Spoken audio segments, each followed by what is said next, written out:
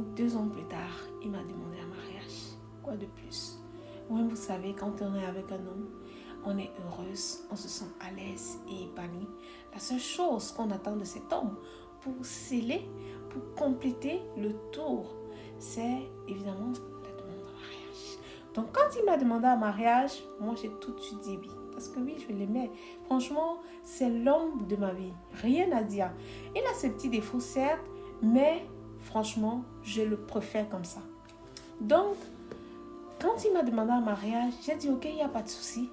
Comme en Afrique, c'était un peu compliqué. Ma mère, avec ses yeux d'adulte, a jugé bon de ne pas le faire venir en Afrique parce que oui, c'est un Whitey.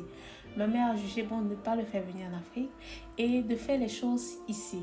Même la dot a été envoyée et puis c'est ma mère qui a organisé avec ma soeur et elle a partagé au village, dans la famille, en mon nom. Et après la cérémonie de la dot dans mon pays, nous nous sommes donc mariés ici en Europe. Franchement, je suis tellement heureuse.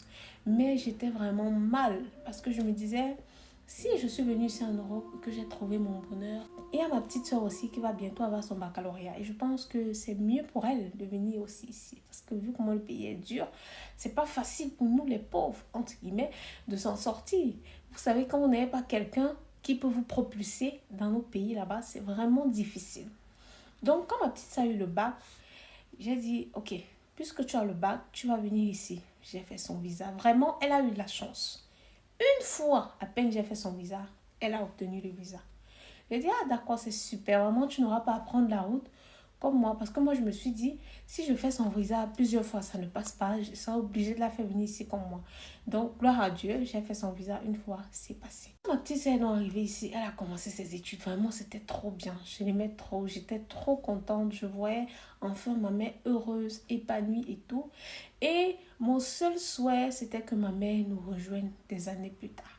Et donc, 1 an plus tard, j'ai dit à ma petite sœur, ah, puisque tu es là et que je ne suis pas allée au pays depuis, j'ai vraiment, vraiment envie de voir maman. Donc, comme maman me manque, j'ai envie de te laisser à la maison et partir en Afrique voir maman, faire même 2 mois avec elle parce que vraiment elle me manque et tout et tout.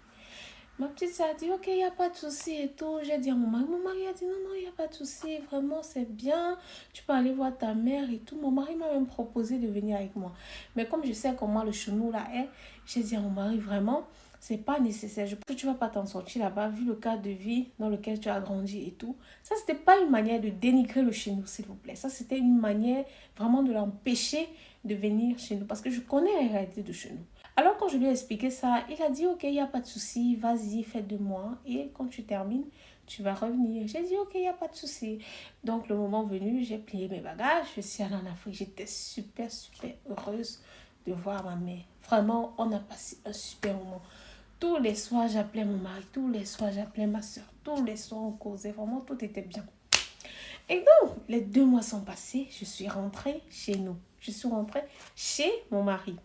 J'arrive chez mon mari, je trouve ma petite soeur enceinte.